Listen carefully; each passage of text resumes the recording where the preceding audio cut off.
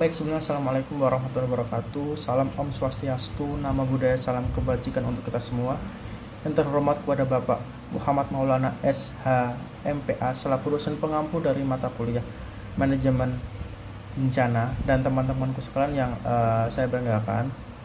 Perkenalkan, nama saya itu Sidik Agung Purnomo dengan NPM 223515516013, Prodi Administrasi Publik.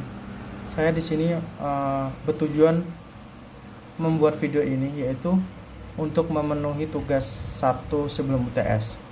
Jadi di sini saya akan sedikit menjelaskan tentang manajemen bencana.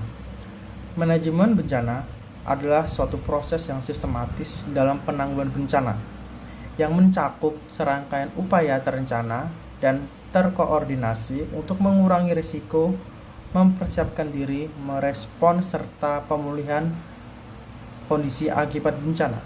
Jadi, dalam manajemen bencana itu memiliki tujuan.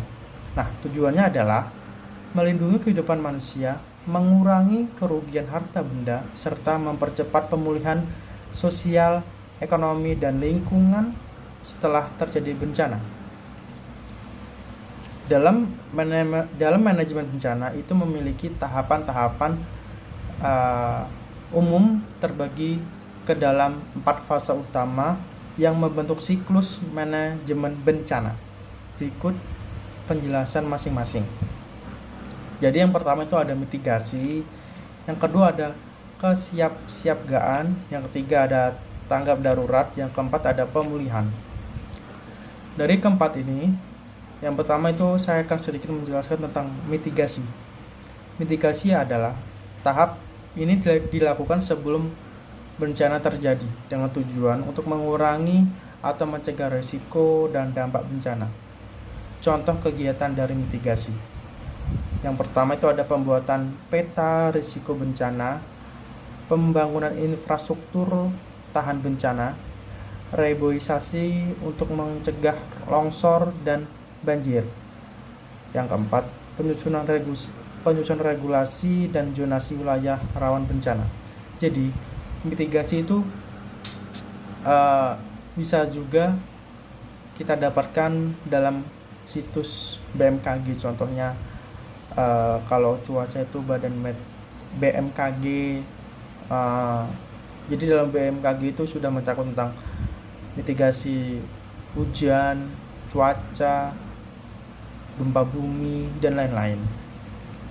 Selanjutnya ada kesiapsiagaan.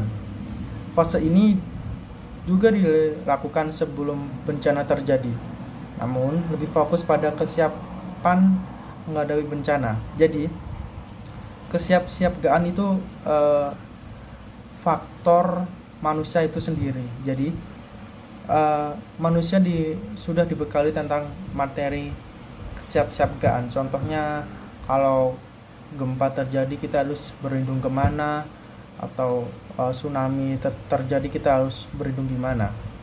Contoh kegiatan yang dilakukan oleh kesiapsiagaan yang pertama ada pelatihan dan simulasi penanggulangan bencana, yang kedua ada pembentukan tim tanggap darurat, yang ketiga ada penyusunan rencana evakuasi dan jalur evakuasi, yang keempat ada sosialisasi dan edukasi kepada masyarakat. 3. Tanggap darurat. Tahapan ini dilakukan saat dan segera setelah bencana terjadi dengan fokus pada penyelamatan jiwa dan pengendalian situasi. Jadi, tanggap darurat yaitu adalah situasi yang harus dilakukan oleh instansi-instansi yang mencakup tentang, atau instansi-instansi yang sudah memiliki wewenang untuk melakukan evakuasi korban secepat mungkin. Contohnya Basarnas itu instansi yang menaungi bencana alam. Lalu ada pemadam kebakaran, itu yang instansi yang menaungi tentang kondisi kebakaran di Indonesia gitu. Jadi contoh kegiatan yang dilakukan oleh tanggap darurat, yang pertama ada evakuasi korban, yang ketiga ada pemberian bantuan darurat, contohnya makanan, air, obat-obatan, dan tempat tinggal sementara.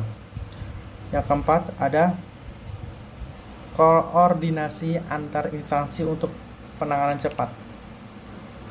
Yang keempat, yaitu pemulihan. Fase ini dilakukan setelah situasi darurat terkendali, bertujuan untuk mengendalikan kondisi masyarakat ke keadaan normal atau lebih baik. Jadi, pemulihan adalah suatu kondisi yang dilakukan oleh setiap korban bencana, atau pemulihan itu bisa terjadi setelah bencana itu terjadi. Contohnya, yang pertama, pemulihan itu bisa terjadi akibat trauma psikologi.